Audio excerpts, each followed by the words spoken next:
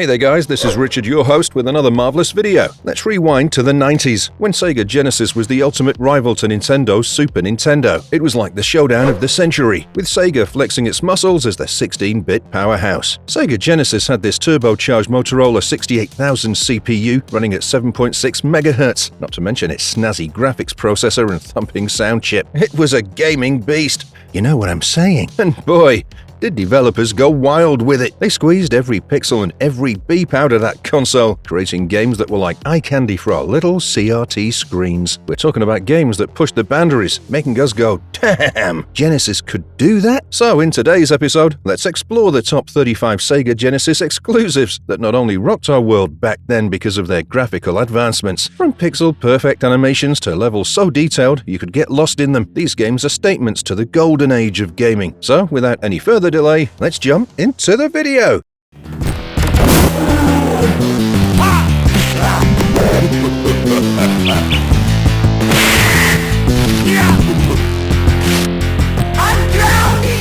Comics Zone, 1995. We're starting strong with Comics Zone, where you're Sketch Turner, this starving artist/rock musician in NYC. You're hammering away at your comic book Comic Zone, where Earth's duking it out with alien bad guys. Classic stuff. Then bam! Lightning strikes, and the comics villain Mortis pops out looking to bring chaos to the real world. But here's the twist. Mortis can't squat in our world, so he zaps you into the comic instead. Now you're living out your own story, battling through panels with your pet rat Roadkill and meeting General Alyssa Cyan, who's convinced you're the hero they need. The gameplay here kicks ass, like you're literally punching, kicking, and ripping your way through your comic. Imagine moving from panel to panel, finding secrets by tearing up the page, and using all sorts of cool gear like bombs and iced tea to stay alive. And Roadkill?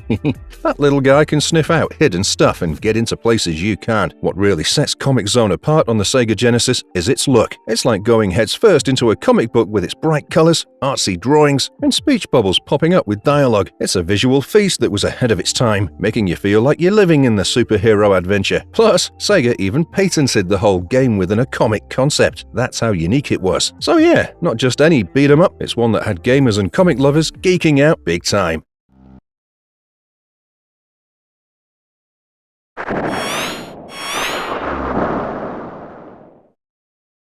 Flashback, 1993. Flashback on Sega Genesis.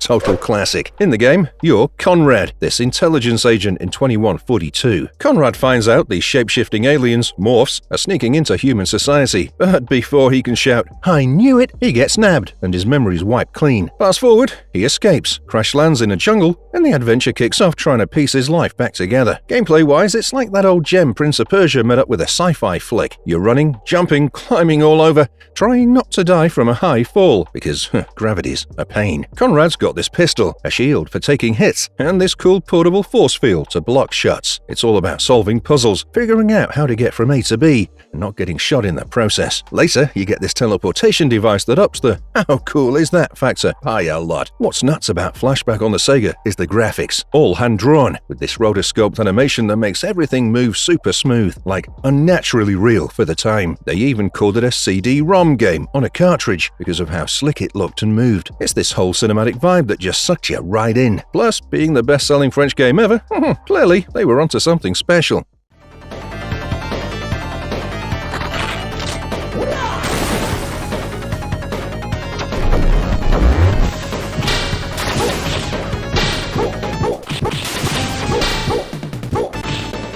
Shinobi 3, Return of the Ninja Master, 1993. This next one is another classic. Shinobi 3, Return of the Ninja Master is the sequel to the Revenge of Shinobi. And man, does it kick it up a notch. We're talking 1993, Sega Genesis era. The deal here is Neo Z's back on their BS, trying to mess up the world again. Our boy Joe Musashi senses the trouble, drops everything, and it's ninja time. The gameplay is pretty slick in this one. They dialed down the brutal difficulty a bit and cranked up the speed. Joe's got some fresh moves like a dash kick mid-air, scaling walls, and this sleek running slash that makes him untouchable by projectiles for a hot sec. Plus he's got these ninjutsu powers that are basically cheat codes. Lightning lightning shields, fire dragons, a super jump, and a kamikaze move that wipes the screen but costs a life. What really pops in Shinobi 3 is how it looks. For a Genesis game, it's smooth, like a buttery smooth. The action's fast, animations are crisp, and it's all wrapped up in this cool ninja aesthetic. They really pushed what the Genesis could do, making it one of the most popular plays of the time.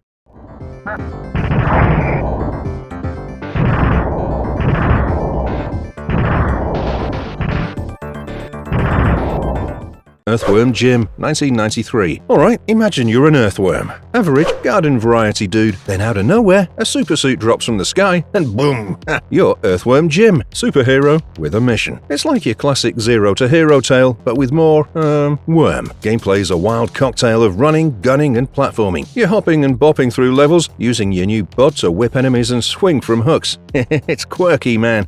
Some levels throw you curveballs, like escorting a character without letting him get hurt, or you're racing against Psychro through space. Lose and, you're duking it out with Psychro before you can move on. Each level caps off with these zany boss fights against a roster of baddies that could only come from the zaniest corners of someone's imagination. The real deal of the game is not just the bonkers plot or gameplay, no, it's how it looks and feels. The animation is a smooth ride. Characters and levels are constantly bursting with personality, and there's this sense of humor woven into every pixel. It was like nothing else at the time, making Jim not just a game, but a whole experience.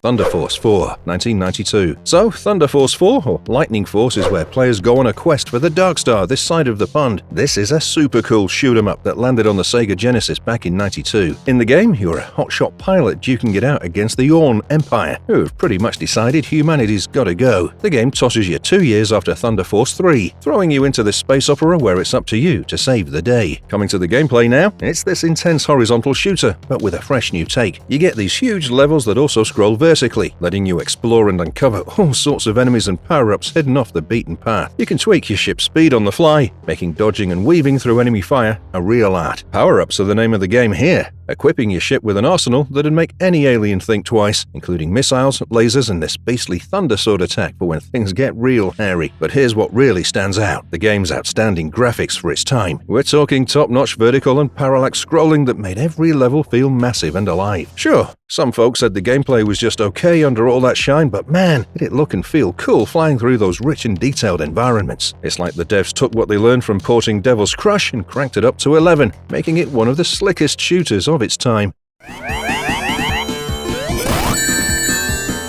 Sonic the Hedgehog 3, 1994. This 1994 Sega gem has Sonic and Tails hustling to snag the Chaos Emeralds before the not-so-good Dr. Robotnik can get his grubby hands on them to reboot his space station, the Death Egg. This time, there's a new player on the block, Knuckles the Echidna, who's been tricked by Robotnik into thinking Sonic's the bad guy. Drama, right? The gameplay is your classic Sonic brilliance, speeding through side-scrolling levels, snagging rings, bouncing off baddies.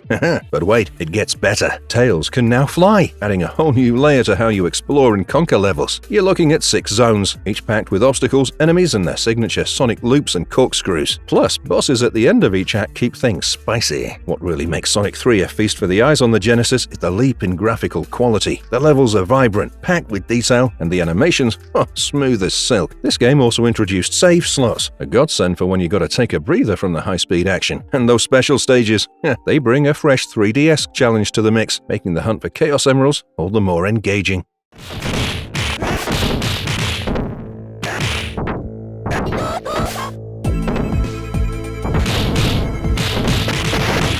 Streets of Rage 2, 1992. Streets of Rage 2 basically took the Sega Genesis by storm. In the game, the city's back under the thumb of the nasty syndicate led by Mr. X, and it's up to our old pals Axel Stone and Blaze Fielding, plus 2 new faces, Max Thunder and Skate, that's Eddie Hunter, Adam's kid bro, to clean up the streets. The gameplay's filled with side-scrolling action, pounding through waves of baddies, grabbing weapons and pulling off some sick moves. Each character's got their own special flair. Axel and Blaze bring back their tough-as-nails fighting spirit. Max is this powerhouse wrestler, and Skate, well, he's zipping around on his rollerblades like it's nobody's business. They've ditched the old police backup for personal special attacks that pack a punch but chip away at your health, making you think twice before spamming them. What makes it a knockout on the Genesis is not just a solid beat-em-up gameplay, but the graphics and and music too. Ancient Ayano Koshiro nailed the visuals, giving each level a super cool alive feel, while her brother Yuzo Koshiro laid down an absolutely banging soundtrack that's still remembered as one of the best. It's like the game didn't just play well, it looked and sounded amazing, setting a high bar for what a Genesis game could be. All in all, this game was a hell of an experience that showed what the Genesis was really capable of.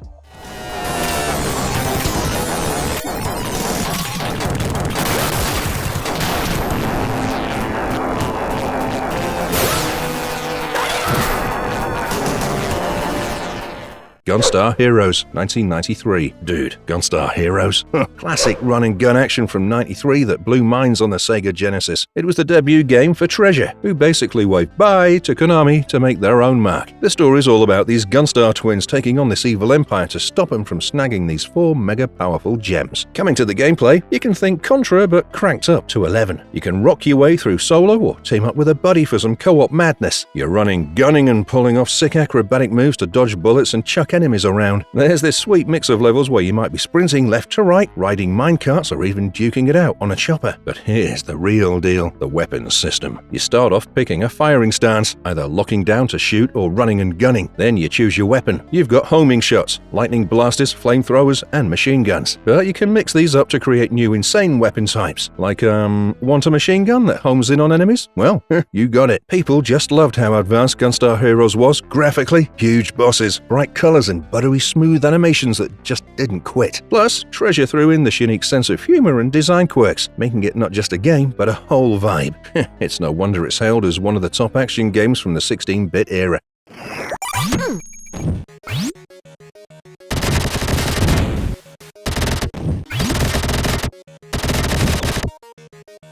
Vector Man, 1995. Have you guys heard of Vector Man? It was this rad action platformer that dropped on the Sega Genesis back in 95. Imagine that the Earth is a total dump, trashed by humans, so they jet off to space, leaving behind these robots called Autobots to clean up the mess. Then things go sideways when Raster, one of these Autobots, gets his wires crossed with a nuke and turns into Warhead, a dictator robot with a grudge against humanity. Enter Vector Man, our hero, who's been out in space, missed the whole ordeal, and comes back ready to save the day. The gameplay is all about running, jumping, and pew-pewing your way through 16 levels of robot-infested chaos. Think Gunstar Heroes or Mega Man, but with a cool new take. Vector Man can blast enemies in 8 directions and snag power-ups to switch up his weapons or even morph into different forms, like a helicopter to fly or a speedy vehicle. Plus, there are these multipliers you can grab to beef up your attacks, and health orbs to keep you in the fight. For a Genesis game, the visuals were next level. The designers used these pre-rendered 3D models for Vector Man and the baddies, giving it a super slick look that could go toe-to-toe with Nintendo's Donkey Kong Country. It was a graphical powerhouse that kept Genesis fans hooked, showing that the old console still had some tricks up its sleeve against the newer systems. Totally a classic in the action platformer genre.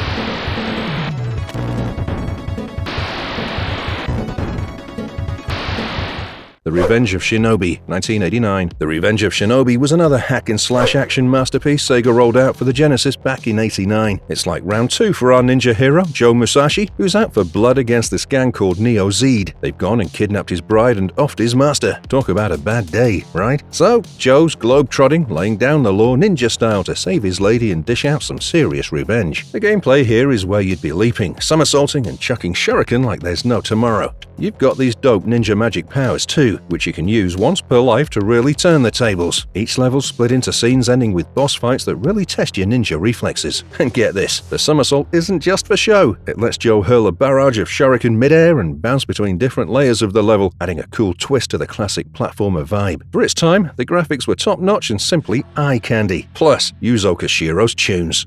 Absolute bangers. The game pushed the Genesis to its limits, showcasing what 16-bit graphics and sound could do. Wrapped up in all this is a difficulty setting that really lets you tailor the challenge, from a walk in the park to downright brutal. Saving Naoko scores you the good ending, but it's no cakewalk. Totally a gem of its era, if you ask me.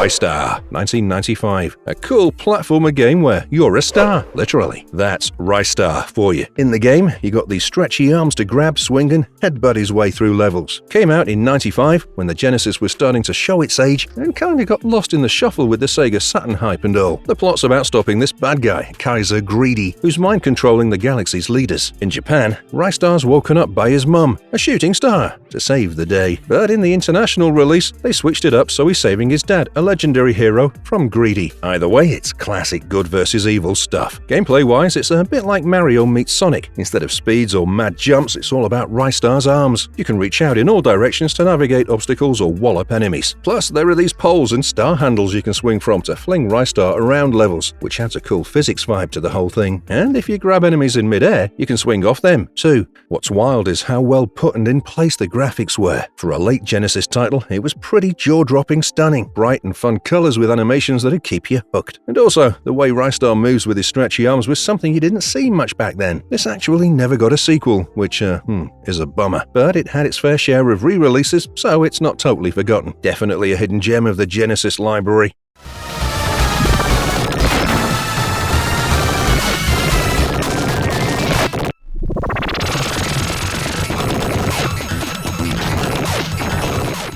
Alien Soldier, 1995. This next one's a wild run-and-gun game from Treasure, the folks who brought us Gunstar Heroes. In Alien Soldier, the plot's a bit out there, with genetically engineered humans, a terrorist group, and Epsilon Eagle split into good and evil personas chasing down the new baddie, Zai Tiger. Yeah, it's a lot to take in, but honestly, the gameplay's so engaging you'll be too busy dodging bullets and blasting bosses to worry much about the story. With Epsilon Eagle packing 6 types of weapons that you can swap around, you're gonna be running, jumping, and even hovering to blast through enemies. But the kicker is the boss battles. They're the heart of the game, with levels more or less acting as a breather in between these showdowns. Plus, you've got this cool Phoenix Force move when you're at full health, dashing across the screen and taking out anything in your path. What makes Alien Soldier stand out, well, especially for a Mega Drive title, is just how polished it is. The graphics are top-notch, with detailed scenes and smooth animations that really push the console to its limits. And the soundtrack, pure adrenaline. It was meant for the hardcore gamers who were still hooked on their Mega Drive, even as the 32-bit era was kicking off. Never got the fame it deserved back in the day, since it dropped right when everyone was eyeing the next-gen consoles. But it's seen a few re-releases, so it's not forgotten. If you're into Treasure's games or just love a good challenge, Alien Soldier is something that could be your cup of tea.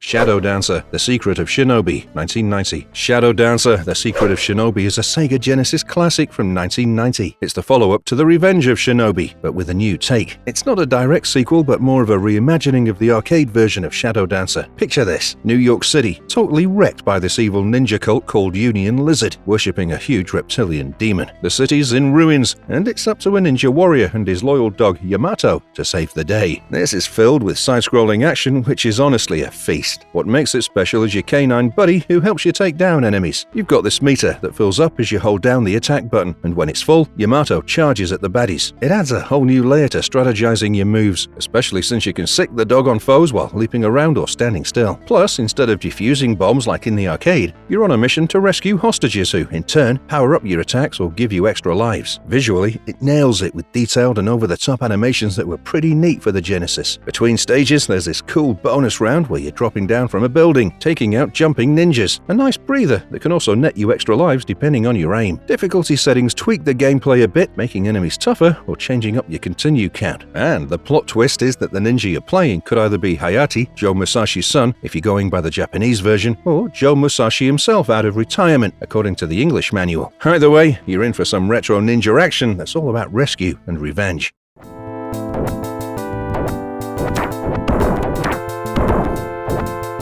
Golden Axe, 1989. Golden Axe on the Sega Genesis is a classic hack-and-slash side-scroller where you pick up one of 3 warriors to take down the evil Death Adder, who's holding the king and his daughter hostage. He's also got his hands on the magical Golden Axe. You've got Gilius Thunderhead, the axe-wielding dwarf out for blood after his brother got killed, Axe Battler, a barbarian seeking revenge for his mum, and Tyrus Flare, an Amazon looking to avenge her parents. The gameplay's pretty straightforward, but super fun. You bash your way through Death Adder's goons using melee attacks, jumping, and some pretty cool magic spells that wipe out enemies on the screen. The amount of magic you can unleash depends on these blue potions you collect by kicking these sprite characters that pop up. There's also these creatures called Bizarrians you can hop on and ride, like a fire-breathing dragon or a tail-whipping cockatrice, giving you an edge in battle. If you dawdle too much, these skeleton warriors start rising from the ground, pushing you to keep moving. Plus, there's this duel mode in the home versions where you can go head-to-head with a buddy or survive against a horde of enemies. What made Golden Axe stand out wasn't just its gameplay, but the jaw-dropping graphics. For its time, the vibrant backdrops and well-put animation works were pretty impressive. And that ending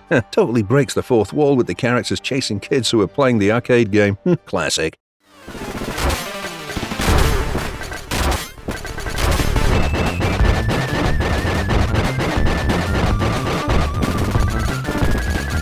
Contra Hardcore, 1994. Contra Hardcore on the Sega Genesis was a spin-off from the main Contra series, bringing all that run-and-gun chaos Sega fans were craving. The story kicks off 5 years after Contra 3, with this rogue Colonel Bahamut swiping an alien cell to craft weapons. Enter the Hardcore team, a badass squad tasked with shutting Bahamut down, featuring branching storylines and a bunch of endings to discover. The gameplay here is simply intense. You pick from one of 4 unique characters, each packing their own arsenal and bombs. It's all about blasting through enemies, jumping on hoverbikes, and navigating stages packed with action. Unlike other Contra games, this one's got cutscenes that push the story along. Plus, you can choose your path at key moments, leading to different levels and bosses. What's cool about Hardcore is how it's tailored for the Genesis controls, allowing players to swap shooting styles on the fly and even slide under enemy fire. The game's known for its tough difficulty, especially in the North American release. Japan got a slightly easier version with a life gauge and unlimited continues, making it a bit more forgiving. Graphically, for a Genesis game, it's super slick.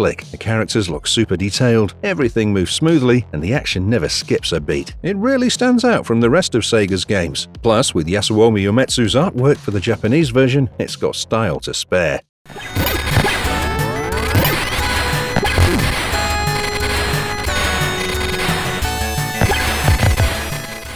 Thunderforce 2, 1989. Thunderforce 2 came out when scrolling shooters were all the rage. Developed by Technosoft, the gameplay splits between 2 styles, the top view and side view stages. Initially, you're flying around in this top-down view, hunting down enemy bases to obliterate. Once you've done the deed, the game shifts to a side-scrolling shooter, full of the intense bullet-dodging action we love. It's a cool mix, keeping things fresh and engaging, but here's where it shines: the graphics. For a Sega Genesis game, Thunderforce 2 was a showstopper. The switch between top view and side view stages wasn't just a gameplay gimmick. It showcased the console's ability to handle different graphical perspectives smoothly. A big deal back then. The detail in the sprites and backgrounds, especially considering the hardware limitations, made it a visually appealing experience. Plus, the weapon system, upgrading your ship, and the addition of the crawl pods for extra defense and firepower added layers to the visual feast with various effects and explosions lighting up the screen. It stood out as a polished, visually stunning experience, setting a high bar for future titles on the platform.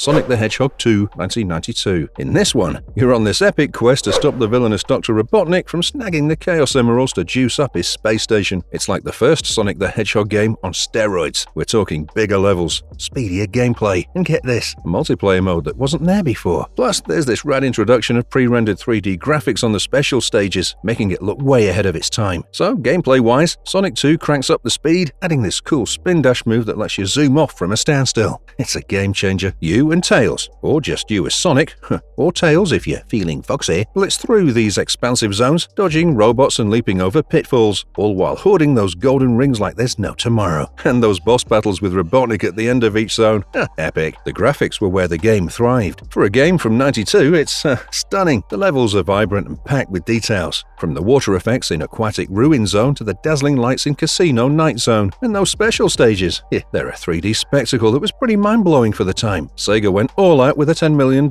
marketing blitz, and it shows. This game wasn't just a follow-up, it was a massive leap forward that set the bar for what a sequel could be.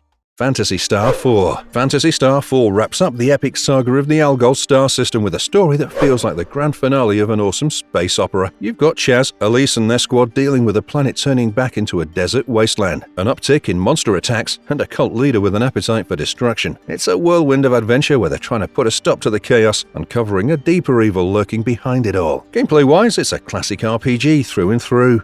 Think exploring vast landscapes, chatting up NPCs, and getting into turn-based scraps where your strategy and character builds really matter. They've kept the magic spells, or techniques as they're called here, and leveling up from the previous games, but added some neat twists, like these combo attacks that are like secret moves you can unlock by pairing up characters' abilities in battle. Plus, there's this cool manga-style storytelling that makes the plot pop even more. Graphically, this game is its ambition for the time. The manga panels give it a unique visual flair that you didn't see much in games back then, blending storytelling and gameplay in a fresh way. And for a Genesis title, the detail in the environments, character designs, and battle animations were pretty top-notch. It's like they pushed the console to its limits to give this universe the send-off it deserved. Honestly, it's got this charm that's aged like fine wine, making it a standout gem among the RPGs of its era. Landstalker. Landstalker, The Treasures of King Noel is this rad action-adventure game where you're this treasure hunter named Nigel. You're exploring this 3D isometric world that's just crammed with puzzles, baddies, and of course, treasure. It's got that old-school charm where you're jumping around, swinging your sword, and chatting up NPCs to figure out where the loot is hidden. The gameplay is engaging with this mix of exploring, fighting, and brain-teasing puzzles. You're going to be exploring through dungeons, facing off against mythical creatures, and unlocking new areas by solving puzzles or defeating bosses. And there's this cool twist where you can upgrade Nigel's gear as you go along. Plus, there are optional side quests that beef up your abilities or make getting around the map faster. But here's where it gets better. The graphics were just beautiful. For a game from the early 90s on the Sega Genesis, the isometric view creates this pseudo 3D effect that was pretty ahead of its time. It makes the exploration and puzzle-solving aspects way more immersive. Plus, the character designs and the variety of environments keep the visuals interesting from start to finish. It's like the game squeezed every bit of graphical juice out of the Genesis, making it not just fun to play, but also a feast for the eyes. Echo the Dolphin, 1992. Echo the Dolphin is where you're a dolphin who's not just flipping around doing tricks, but traveling through time and battling aliens to save your pod. Yeah, it sounds like a fever dream, but it's actually the plot of this game. Echo gets yeeted by a waterspout while playing in the bay, and all of a sudden, he's on this solo mission to figure out why his dolphin buddies were dolphin-napped by some extraterrestrial storm. The gameplay is both of action and adventure, where you're zipping around the ocean, using Echo's sonar to chat with other sea creatures and solving puzzles with it too. Think of it like Dolphin Morse code meets undersea treasure hunt. You gotta keep an eye on your air meter because, mammals gotta breathe. Plus, you're chowing down on fish to keep your health up and using your sonar as a weapon or to stun your sea enemies, which ranges from pesky seahorses to colossal octopuses. For a Genesis game from '92, the underwater scenes are mesmerizing. The way the light filters through the water, the detailed backgrounds, and the animations of Echo and other sea life are just chef's kiss. Mwah. It's like they managed to capture the mystery and vastness of the ocean in 16-bit form, making it a visually stunning experience that was way ahead of its time. Plus, the time travel aspect brings in some wild visuals that you wouldn't expect from an aquatic adventure. It's like an epic sci-fi novel, but, with dolphins.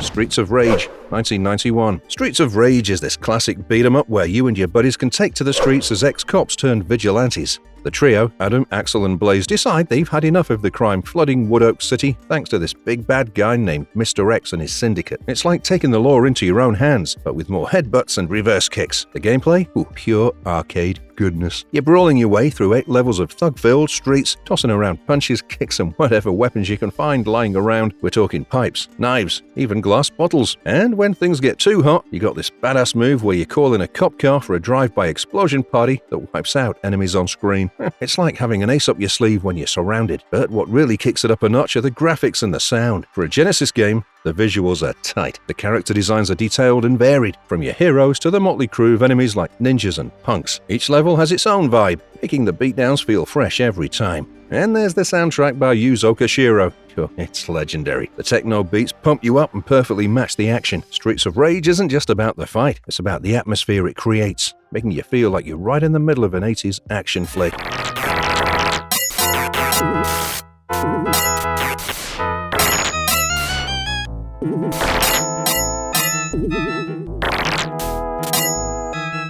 Ghouls and Ghosts, 1988. Ghouls and Ghosts is this epic sequel to Ghosts and Goblins, and it's all about this knight, Arthur, who's on a mission to save his kingdom and Princess Prin Prin from Lucifer and his ghastly army. 3 years after the first game, the ghouls come back with a vengeance, snatching souls left and right, including the princesses. Arthur's like, no, not on my watch. and gears up for another rescue mission through some of the creepiest levels you've seen coming to the gameplay. It sticks to its roots with the side-scrolling platform action, but with a twist. Arthur can now launch attacks upwards and downwards while jumping, which is pretty handy when you're surrounded by demons. Plus, the game throws in treasure chests with weapons or armor, but sometimes you get a nasty surprise and turn into a duck. Whack, whack. Yeah, a duck. And if you're lucky enough to grab the gold armor, you can unleash some serious magical damage. But here's the deal. The graphics are what make this game a standout title. For its time, the detail in the levels and characters was mind-blowing. The eerie landscapes, the animations of Arthur and the monsters, it all adds up to this immersive horror vibe that's just as much a part of the challenge as the gameplay itself. And having to beat the game twice to truly finish it, brutal.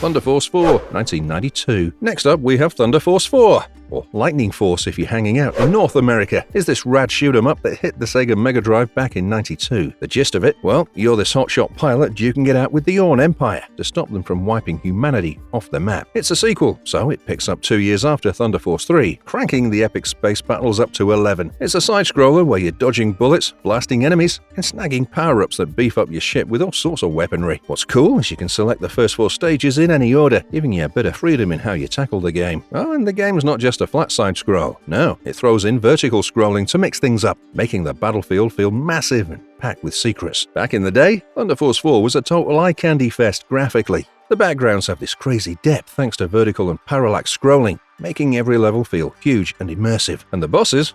They're these massive detailed behemoths that fill the screen with chaos. It's like every pixel was crafted to impress, pushing the Mega Drive to its limits. Sure, some folks thought that the gameplay was pretty standard fare for shooters, but man, the visual spectacle made it stand out. It's like a masterclass in how to make a 16-bit game look and feel epic.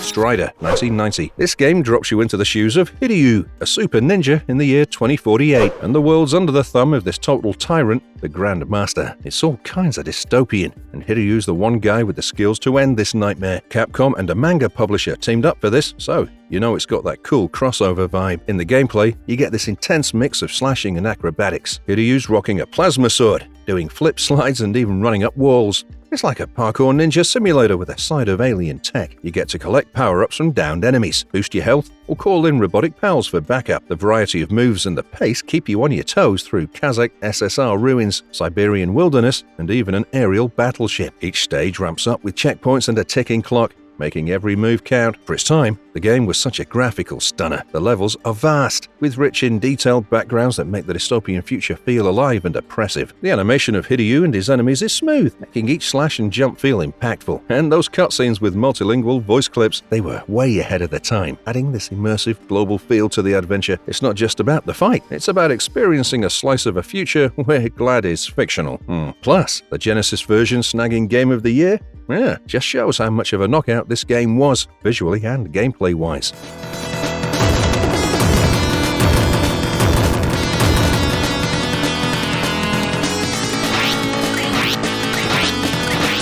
Dynamite H, 1994. Dynamite H is a trip. It's about this puppet, Eddie, on a mission to save his world from a seriously bad news puppet king. And get this, Eddie's main move? Throwing his own head at enemies. Yeah, you heard that right. He uses his head like a boomerang or to grapple around levels. It's as wild as it sounds. The gameplay's classic platforming, but with a new take. Thanks to all these different heads Eddie can swap out. Each head gives him a new power, like shooting fireballs or making him invincible. There's a total of 17 of these power-ups, so the gameplay stays fresh and keeps you guessing what's next. Plus, there are these bonus stages that switch things up even more, like suddenly you're shooting basketballs. What really makes this one stand out, though, are the graphics. Treasure, the devs behind this gem, went all out with some seriously eye-popping visuals. We're talking vibrant colors, cool animations, and levels that are just packed with detail. It's like every scene's bursting with creativity, making it one of the Genesis showpieces for sure. Critics at the time were all over it for just how much it pushed the console's limits. Plus, it's got that Treasure signature style. Well, if you've played Gunstar Heroes, you know that they don't do bland.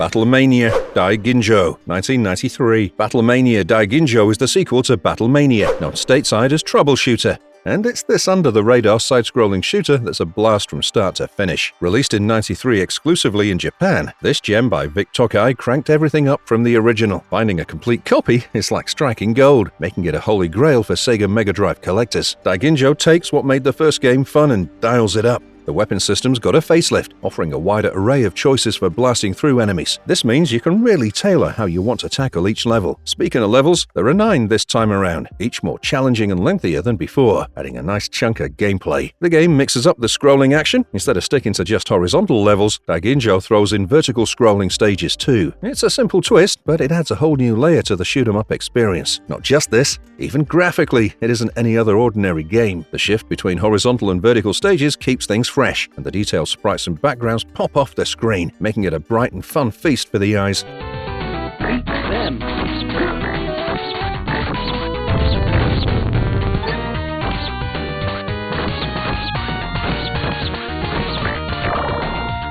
Like Crusader, 1995. Like Crusader is this action-adventure title that Treasure whipped up for the Sega Genesis back in '95. Imagine Landstalker but with a fresh coat of paint and a knight in shining armor. You're Sir David, knight extraordinaire, diving into dungeons beneath a town called Green Road to solve the mystery of vanishing townsfolk. The gameplay is where you slash your way through enemies, casting spells with these 4 magic elements, and cracking puzzles that make you think. It's all from this neat isometric perspective, making it feel like you're in a mini 3D world, jumping around, pushing stuff to solve puzzles, and using your sword and magic to battle creatures like slime.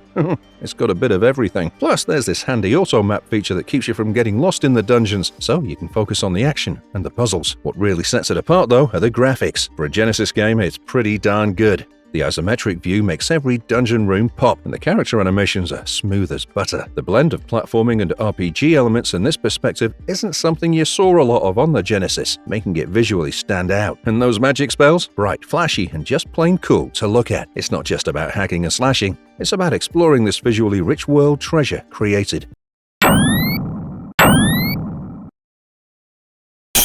Rocket Knight Adventures, 1993. Rocket Knight Adventures is another rad platformer that Konami dropped for the Sega Genesis, where you play as Sparkster, an armored opossum with a rocket pack and a sword that shoots energy projectiles. The dude's on a mission to take down the Devotindo's empire and their leader, who's after this super destructive starship sealed away by Sparkster's ancestors. It's got that classic good versus evil vibe, with Sparkster as the hero swooping in to save the day. In the gameplay, you're running, jumping, and slicing through levels, but the rocket pack adds this whole other layer. You can zoom around in any direction, bouncing off walls to reach new areas or dodge enemies. The charge-up rocket attack is a game-changer, letting you blast through obstacles or mow down enemies. Plus, the game throws in some variety with sections that feel like a horizontal shooter, complete with Gradius nods, and even a mech battle. It keeps things fresh and exciting from start to finish.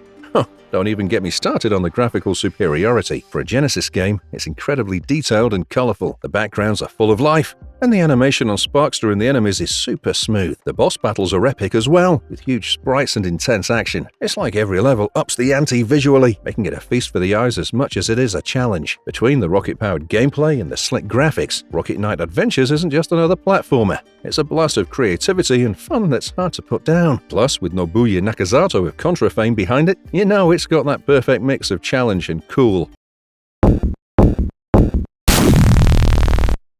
Alien Storm, 1990. Alien Storm is this intense beat-em-up shooter where you're part of the Alien Busters, a crew that's Earth's last line of defense against a bunch of alien invaders looking to cause chaos. The team's made up of Karen, or Carla, depending on where you're playing, Garth, or Gordon, and a robot named Scooter, or Slammer. They're all about taking down these aliens that have a knack for popping out of everyday street objects like mailboxes and trash cans. The gameplay might remind you of Golden Axe, but with aliens instead of fantasy creatures. You can play solo or team up with a friend, or 2 in the arcade version, choosing from the 3 characters, each with their own special weapons and attacks. The game's split into missions where you're clearing the streets, rescuing folks, and ultimately taking the fight to the mothership for a showdown with the big boss alien. Coming to the graphics now, they've got this cool comic book style that makes blasting aliens super satisfying. The transitions from side-scrolling beat-em-up action to shooting gallery segments or running and gunning sections keep the gameplay fresh. Plus, the special attacks are just visually awesome, like calling in a missile strike or having Scooter go all self-destruct in a crowd of aliens. It's not just the action that's fun, it's watching the chaos unfold in all its pixelated glory that really draws you in. Sega nailed it with a game that's not just fun to play, but also a treat for the eyes.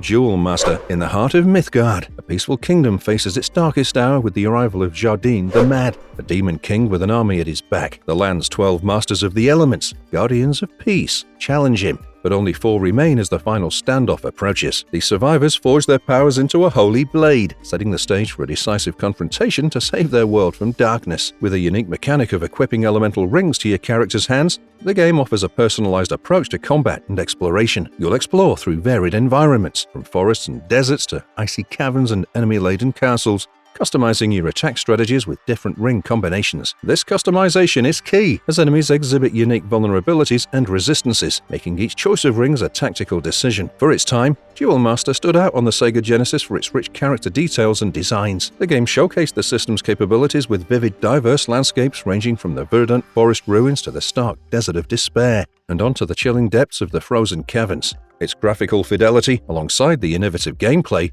marked this game as a memorable title that pushed the boundaries of what was expected from games on the Genesis, engaging players with both its visual appeal and gameplay depth.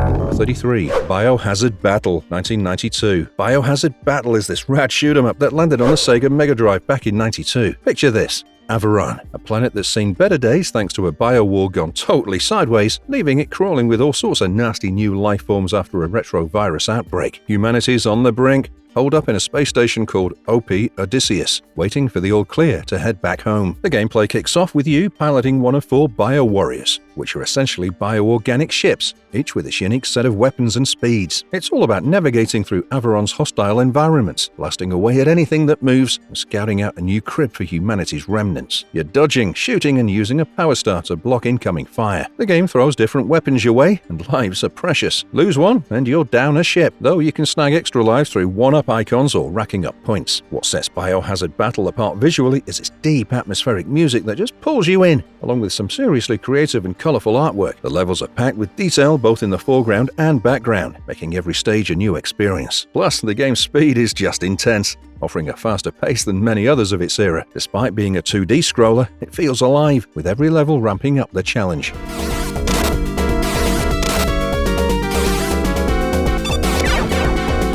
Number 34. Mega Man: The Wily Wars, 1994. Next up, we have Mega Man: The Wily Wars. Think of this. Dr. Wily, the baddest baddie in all the land, decides to hop in his time machine to mess with Mega Man's mojo. He wants to rewrite history by taking down our robotic hero in their first 3 epic showdowns. Classic villain move. Plot-wise, you're basically revisiting Mega Man's greatest hits. 3 iconic games where Wily unleashes his army of evil robots, each one trying to take over the world. And who's there to save the day? None other than Mega Man himself, armed with his trusty Mega Buster and ready to tackle any challenge. Coming to the gameplay, you're platforming through stages, battling robot masters and snagging their special weapons. The cool twist? You can tackle the stages in any order you want, adding a strategic element to the mix. Plus, there are support items to help you reach new heights and conquer those tricky spots. The visuals are chef's kiss. The graphics got a serious facelift, bringing those classic NES games into the 16-bit era with style. Oh, and let's not forget about the arranged music. It's like jamming out to your favorite tunes in a whole new way. Oh, and there's this bonus mode called Wily Tower that unlocks after you beat all 3 games. Here, you're facing off against a trio of new bosses, each one inspired by characters from the ancient Chinese novel Journey to the West. It's a fresh challenge that adds even more replay value to an already awesome package. Sonic CD, 1993. Sonic's on a mission to save an extraterrestrial body called Little Planet from the clutches of the nefarious Dr. Robotnik. So, what's the plot about? Sonic's racing against the clock to stop Robotnik from using the magical time stones to conquer Little Planet. Along the way, he's joined by his new pal, Amy Rose, who's got a bit of a crush on our blue hero. Together, they face off against Metal Sonic, Robotnik's latest creation, in epic showdowns across the planet. Depending on how you play, you'll get one of 2 endings, a triumphant victory for Sonic, or a cliffhanger that'll have you itching to replay the game for that perfect finish. You're zipping through themed levels, collecting rings and taking down Robotnik's robot minions. But here's where things get interesting. Sonic CD introduces time travel as a game mechanic. Yeah, you heard that right. By hopping through time, you get access to different versions of stages, each with its own unique layouts, music, and graphics. It's like playing through multiple dimensions of Sonic's awesomeness. But what really sets Sonic CD apart is its visual and musical flair. The graphics got a serious upgrade thanks to the Sega CD's technical capabilities, showing off its colourful visuals. And let's talk about the music. There are 2 soundtracks to choose from, each with its own vibe. Whether you're jamming to the Japanese and European tunes or grooving to the North American beats, you're in for a treat. All in all, it's a time-traveling, robot-battling, music-jamming adventure that could keep you hooked from start to finish. And with that, we come to the very end of the video. As we reminisce about the days of blowing on cartridges and mastering those tricky platforming levels, it's clear that the Sega Genesis was more than just a gaming console. It was a cultural phenomenon. It brought us together, sparked our imaginations, and gave us some of the most memorable gaming experiences of all time. If you liked the video, make sure to hit the like button and smash that subscribe button to get notified of our future uploads. Until we meet again, fellas.